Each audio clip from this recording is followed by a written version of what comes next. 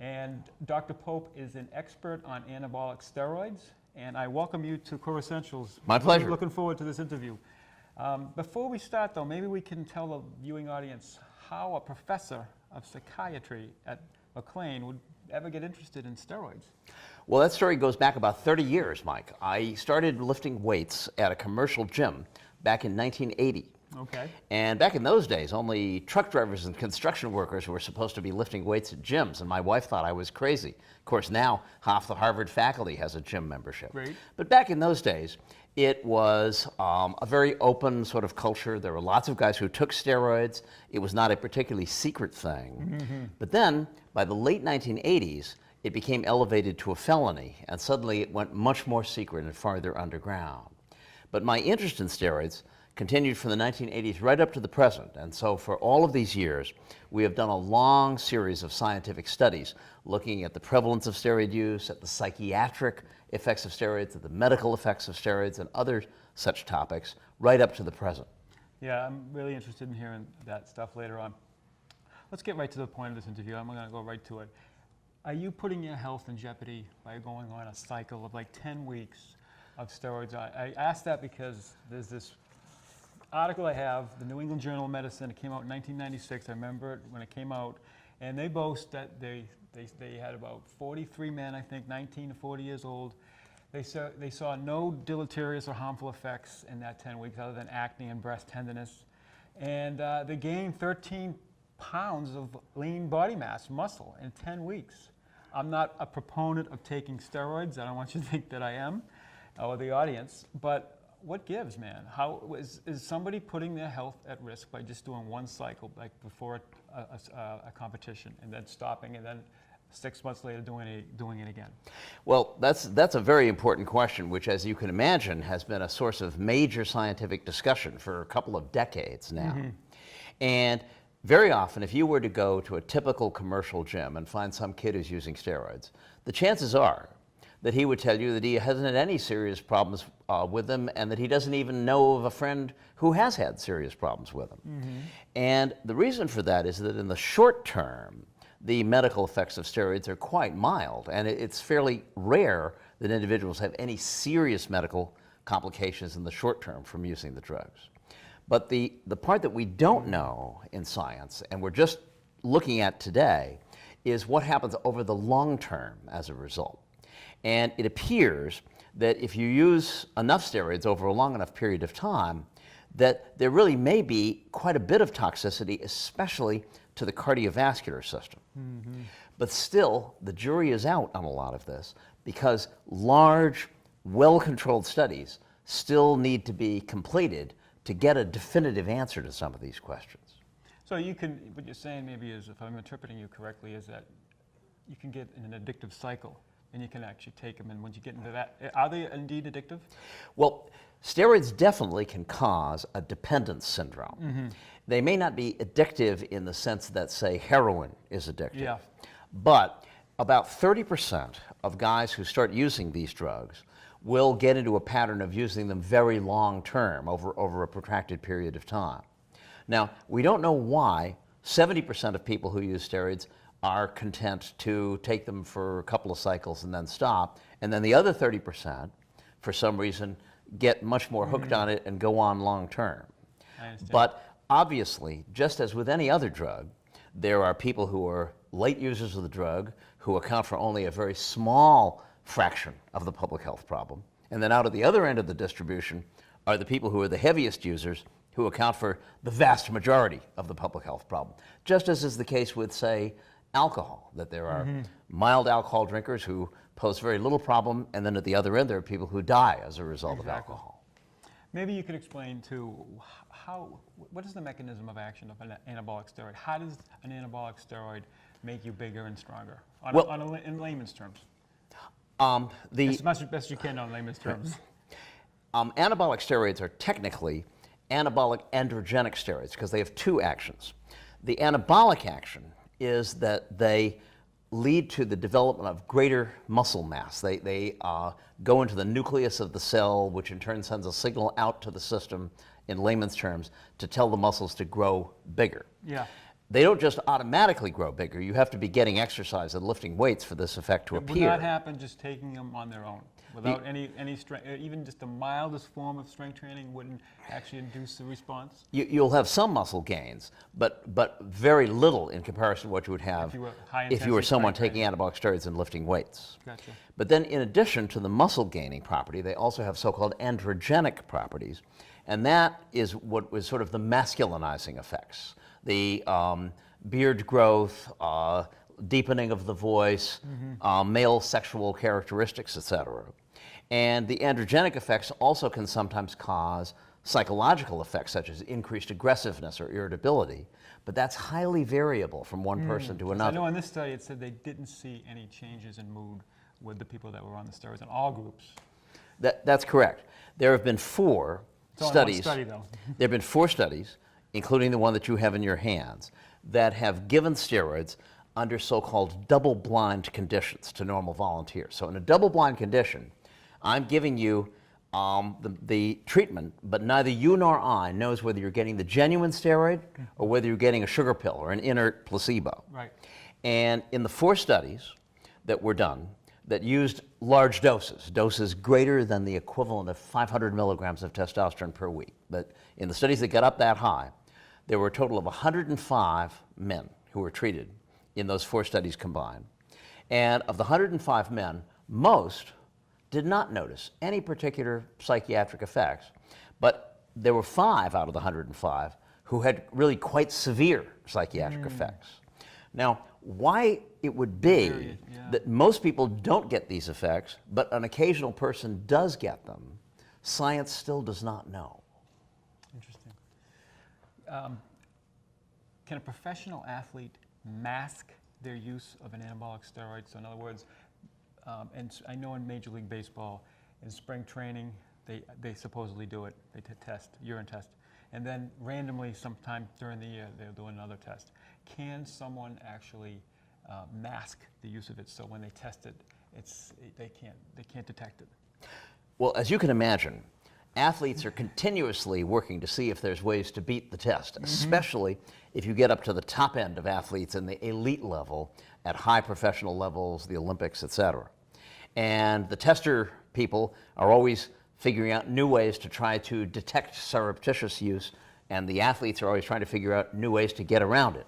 So the answer is, if you're taking steroids right now and I get a urine sample from you, the chances are pretty good that I'm going to bust you no matter what you do.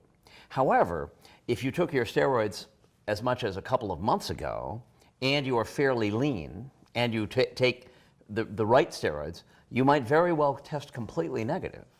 And the problem with that is you will still retain most of the muscle gains that you got from using those steroids. And so even though I can't bust you, you're still going to have an edge over an athlete who has not used the drugs. So this creates a big dilemma in sports and a big ethical problem of how to deal with it. Well, I asked one of the questions I want to ask you was a certain particular player. I won't mention the person's name, but this person was used to maybe 8 to 9 home runs a year. This year, he got 32 home runs. Can you take steroids without an associated increase in muscle mass, but still get stronger nonetheless? No, you can't get stronger without the muscles getting somewhat bigger. So there's definitely, you can't take an anabolic steroid and not see noticeable changes in hypertrophy or muscle growth. Well, you can have very mild muscle growth. It might not be immediately noticeable. And so you could have some increase of strength without becoming obviously more muscular. But if you take a lot of steroids for a prolonged period of time, then the increased muscularity should be pretty obvious even to a casual observer. Okay. Switching gears, maybe you could tell the viewing audience about that book you wrote, The Adonis Complex. Well, that was because I had become very interested not just in the issue of steroids, but in the issue of body image itself. For years, there's been all kinds of scientific research and publications about female body image. And I myself did a whole series of studies in the 1980s looking at young women with anorexia nervosa and bulimia nervosa and eating disorders who would get very obsessed with their weight and get very panicky if they gained only a couple of pounds. Yes. But what had not been well documented in science was the other 50% of the population. And we began to see in our steroid studies men who would look in the mirror and see themselves as small and wimpy, even though they were actually large and muscular, which is exactly the reverse of what you see in anorexia nervosa. I think you call it muscle dysmorphia. And we named this, we first called it reverse anorexia nervosa, and then we later renamed it muscle dysmorphia. And guys who have this to a serious degree are the ones who are predictably the most likely to want to use steroids to get bigger.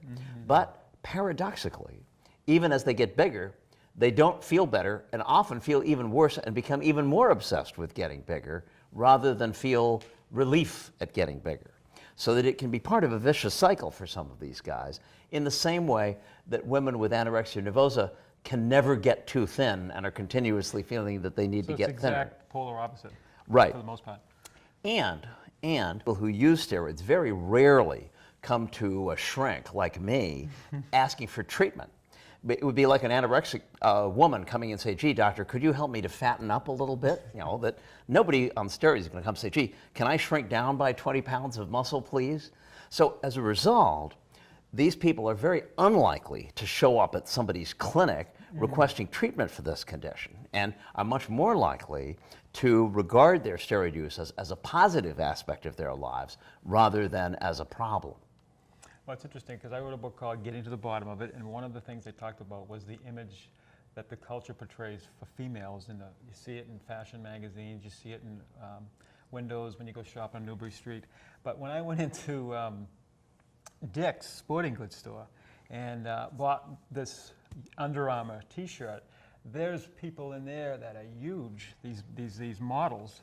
And now the men, like you're saying, are facing the same dilemma as females. And it's just like, I think there's a lot more pressure on men to become bigger, and maybe that's not just in the professional world, but in terms of just everyday recreational athletes.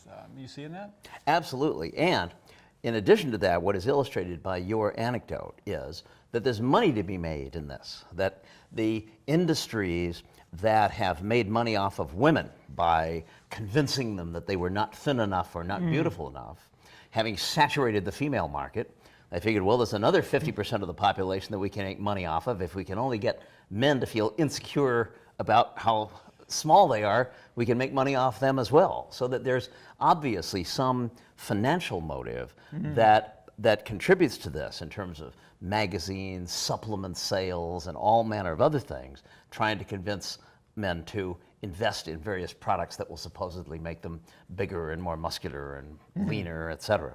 Gotcha.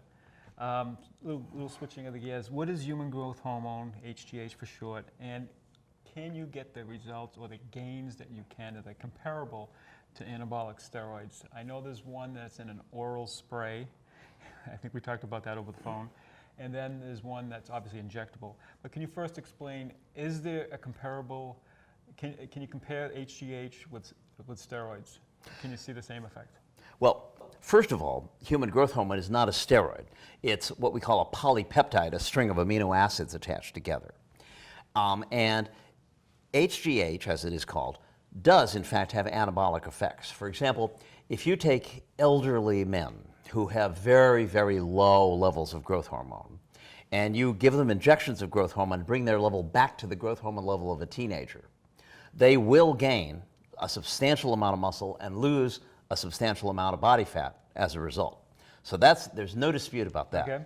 However, it is less clear in science what happens if you take somebody who is 30 years old or 20 years old and you artificially increase their growth hormone level way beyond the upper limit of what nature intended.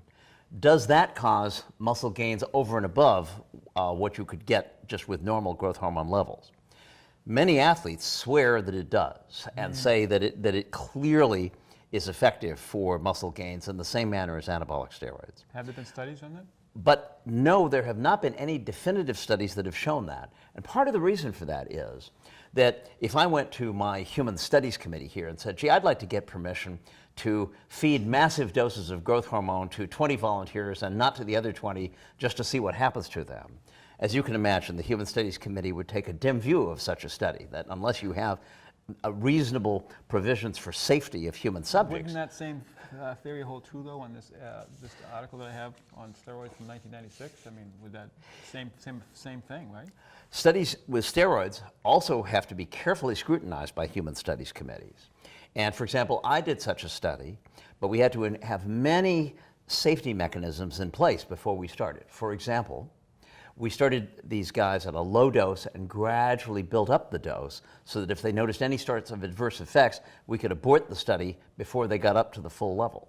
And in addition to that, in my study, we required that everybody have a significant other, somebody who knew them closely, who would keep an eye on them and rate them each week on a little diary, and who could call me if anything started to look funny in the person that they were watching. So you can do studies where you go beyond ordinary doses of various drugs with appropriate safety, but only with appropriate safety. And to do a study with large doses of human growth hormone over a long period of time starts to get to the point where there are considerable questions about safety. And so, to some extent, your question may never be fully answered by science because you can't ethically do a definitive study of the topic. I'm sure bodybuilders, athletes have stacked them too, human growth hormone with anabolic steroids. Would you concur to that? Yes, it's commonplace that human growth hormone is used in conjunction with steroids in the weightlifting and bodybuilding underground. And it has become particularly common with the widespread availability of very cheap growth hormone that comes in from China and other such places. 30 years ago, it would cost you the equivalent of thousands of dollars in inflation-adjusted dollars to take a long course of growth hormone, whereas now the price is 1/20th or even less of what it was back in 1980 because of these new techniques for manufacturing it, using genetically altered bacteria that manufacture it. And you get this where?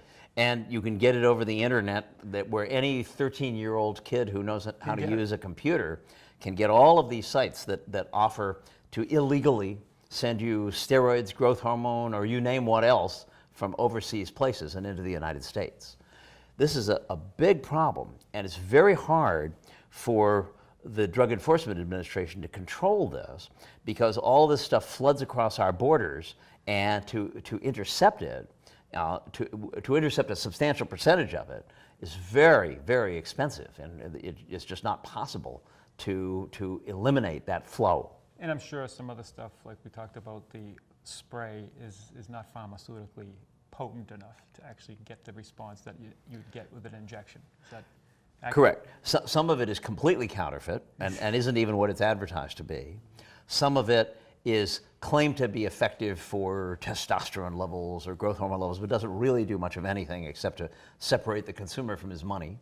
And some of it is potent and legitimate stuff that is widely used, throughout the United States and other countries, and imported from countries where it is manufactured. I have another question. It's a Manny Ramirez question. What is human chorionic gonadotropin? Most people, I'm sure, have heard of that because of Manny Ramirez was on it. They call it HCG for short. Why would an athlete bodybuilder take this drug? HCG is a hormone normally present in pregnant women. But if a man injects HCG, the effect that it has is to stimulate the testicles, to manufacture more testosterone and more sperm cells. And so if you use HCG on a regular basis, it will cause an increase in testosterone levels and some increased sperm production. It won't cause a huge increase in testosterone levels in the manner that you would get if you simply injected testosterone itself, but it will have some effect in that direction. It is not widely used in the bodybuilding underground just all by itself. More typically, it is used when individuals have taken steroids for a block of time and they're coming off of the steroids at the end. It is not uncommon that they'll take HCG just to try to get their own system back online. And that is the most common usage. Is there some fat loss associated with that? Because there was a whole show devoted on it with Dr. Oz, the females taking the HCG diet. It was a whole big thing, and they were talking about how it can induce fat loss and so forth and so on. Have you seen that? No, I haven't seen that. In theory, it would lead to some fat loss, but I doubt that that has been systematically studied. Again, there may be a literature on that, but this is again one of those areas where the lore in the weightlifting underground far exceeds the amount of information that is actually scientifically tested one way or the other. Okay. I'll end with this, and then we can ask some questions about your studies.